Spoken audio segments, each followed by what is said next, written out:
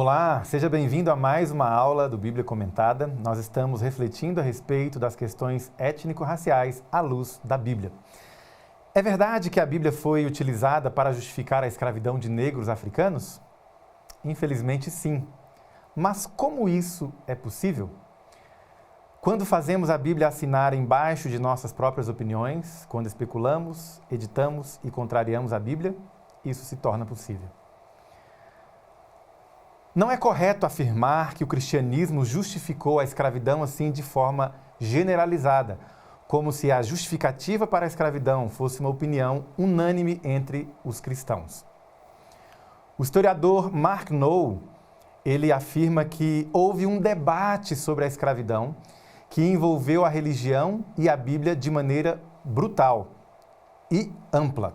Durante o período da escravidão, o que houve, na verdade, foi uma guerra teológica, não apenas uma guerra civil.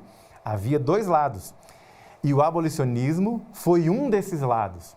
O abolicionismo foi um exemplo de autocrítica e autocorreção da igreja. O abolicionismo foi um movimento religioso, cristão, liderado por cristãos. Cristãos justificaram a escravidão, enquanto abolicionistas encontraram na mesma Bíblia argumentos contrários. A batalha de autocorreção foi colossal.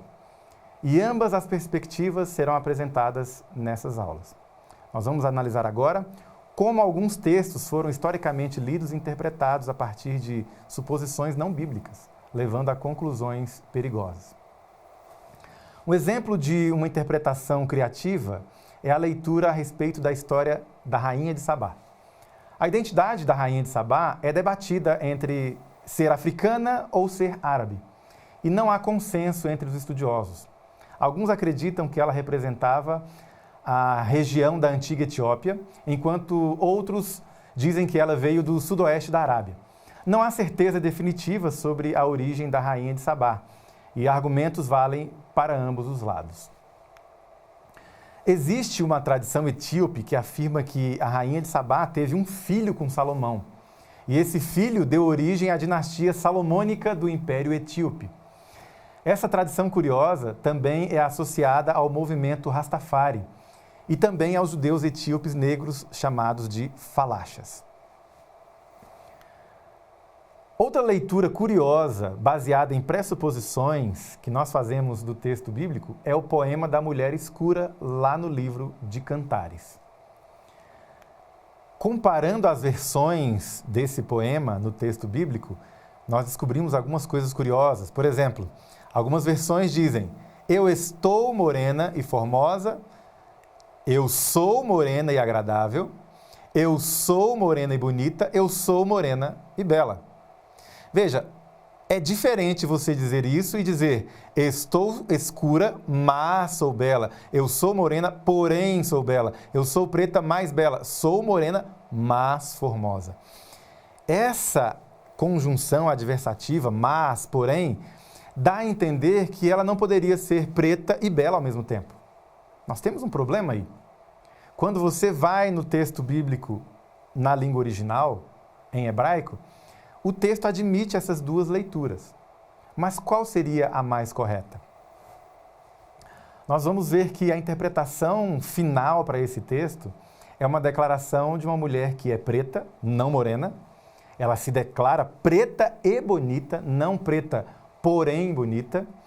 Ela se compara às tendas de Quedar, que eram feitas de pele de cabra preta, e também se compara às cortinas de Salomão, que eram muito bonitas.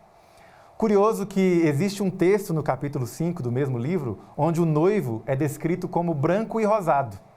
E a construção hebraica é a mesma, mas nenhuma versão traduziu branco, porém rosado. Uma questão cultural que precisa ser conhecida aqui é que a pele negra, ela também se queima no sol. O que prejudicava a beleza dessa mulher não era a cor escura, mas o fato de que ao trabalhar ao ar livre, cuidando das vinhas, a sua pele ficava queimada de sol. E isso significava que ela era uma mulher que trabalhava no campo, uma mulher de status social inferior, independentemente da etnia. Então, o apelo desse poema é: Eu sou negra e bela, mas infelizmente tive que trabalhar ao ar livre e a minha pele ficou queimada do sol. Veja, nós temos aí um exemplo de leitura racializada da Bíblia. Eu não conheço os tradutores de algumas dessas versões, não posso julgá-los, mas é muito curioso quando você opta pela pior opção ao traduzir um texto. Essa mulher era preta e bela. Uma outra coisa curiosa é que a marca de Caim, um texto muito usado para justificar a escravidão e a segregação racial, perdura até hoje esse argumento. Esse é um argumento de 1874. Ele foi estabelecido, popularizado num livro anônimo chamado Clearer Light. E isso não era uma opinião unânime. Não pense que todo mundo acreditava nesse argumento. A Bíblia não especifica o tipo de marca que foi colocada em Caim. Mas algumas pessoas sugeriram que a marca era: agora Caim, maldito, se transformou num homem preto. Quando você vai ao texto bíblico, você percebe que a marca tinha um propósito de proteger Caim, não de amaldiçoá-lo. A palavra hebraica usada para sinal ali, a palavra ot, ela nunca se refere à cor da pele no texto bíblico. E, finalmente, o último argumento é Moisés, que escreveu esse texto. Ele se casou com uma mulher negra. Veja, isso joga por terra todo o argumento racial. Esse argumento da maldição de Caim é usado até hoje. A marca de Caim é usada, inclusive, por pessoas da vida pública. É muito importante nós olharmos o que o texto diz e não o que as pessoas dizem sobre o texto.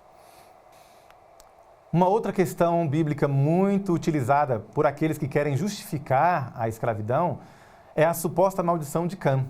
Curioso é que o texto da maldição de Cã não diz que a maldição é sobre Cã, mas sobre Canaã.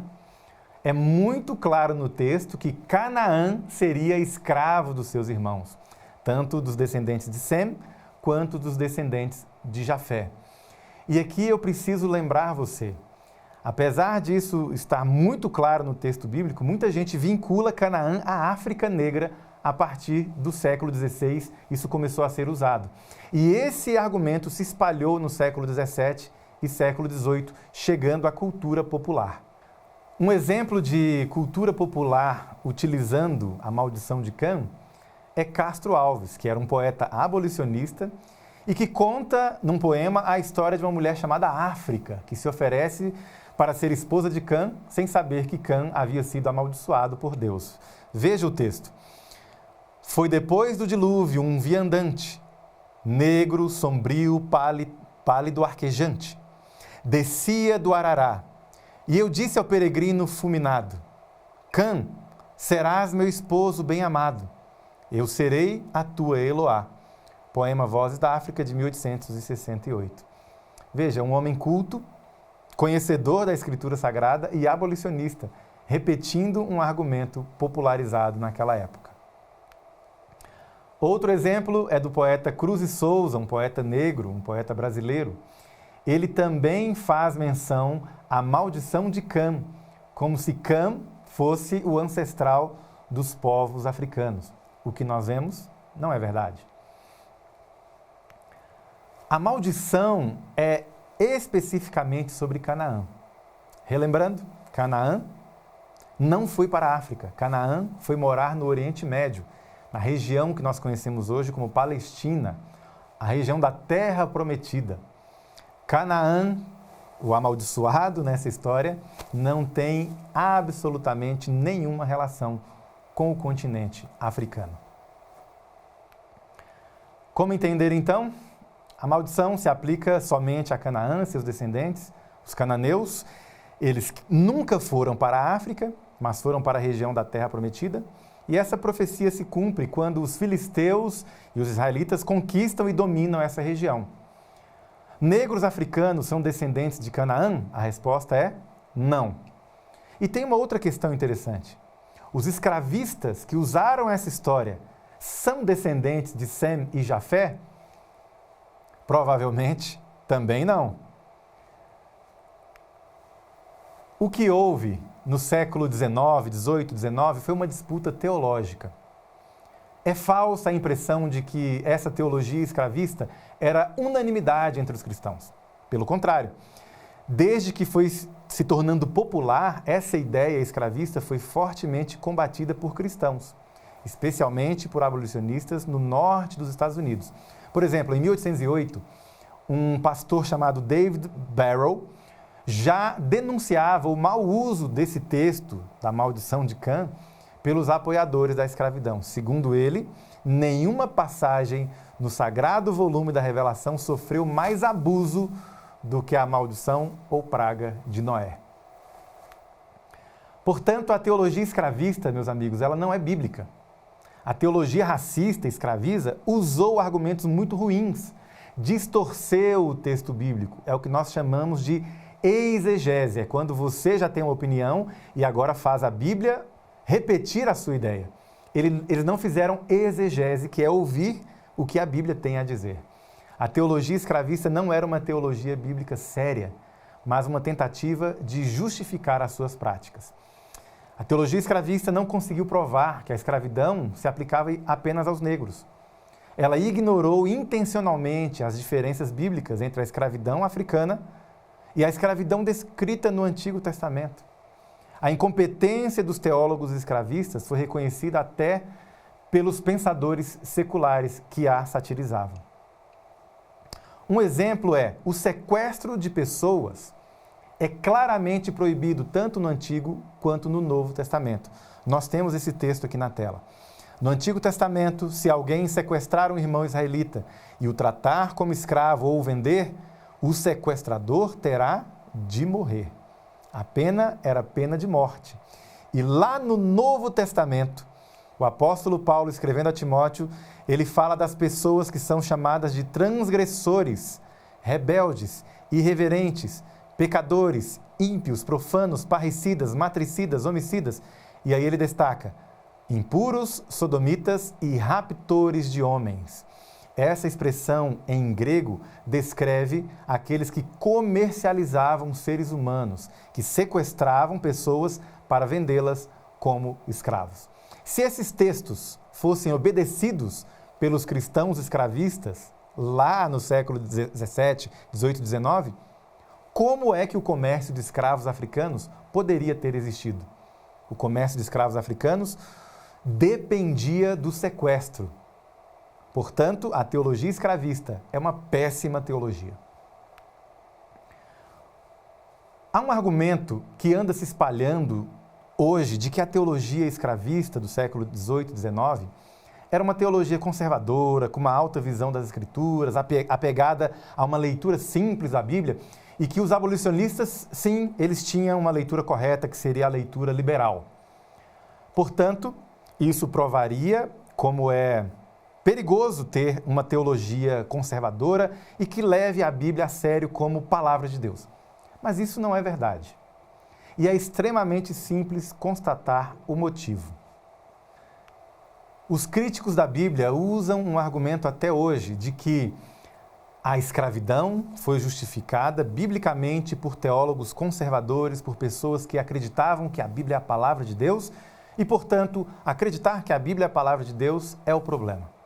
Veja, é necessário relembrar que o amor à Bíblia que muitos cristãos negros, escravizados ou ex-escravizados, tinham, esse amor foi o que impulsionou esses homens e mulheres na luta pelo fim da escravidão. Um dos exemplos mais claros desse apreço dos cristãos pela Bíblia no século XIX é Charles Octavius Booth, um pastor batista, ex-escravizado, que escreveu um livro chamado Plain Theology for Plain People, ou seja, teologia simples para pessoas simples. Nessa obra que está aqui na tela, nessa obra o pastor Booth diz que a Bíblia é sim a palavra de Deus inspirada. Ele diz que Deus comunicou seus pensamentos e sua mente aos homens santos. A Bíblia é uma palavra perfeita, de acordo com esse pastor, um tesouro completo de instrução celestial. Portanto, esse homem, como tantos outros cristãos negros daquela época, tinham a exata noção de que a Bíblia é, sim, a palavra de Deus. Então, não existe vínculo nenhum entre a teologia escravista e a crença de que a Bíblia é a palavra de Deus, a única e suficiente regra de fé e prática. Uma evidência que nós encontramos dessa disputa teológica é a Slave Bible. Essa é a Bíblia que os escravistas usavam para evangelizar os escravos no início do século XIX, em 1807. Essa Bíblia é uma Bíblia completamente amputada. Ela tem apenas 232 capítulos.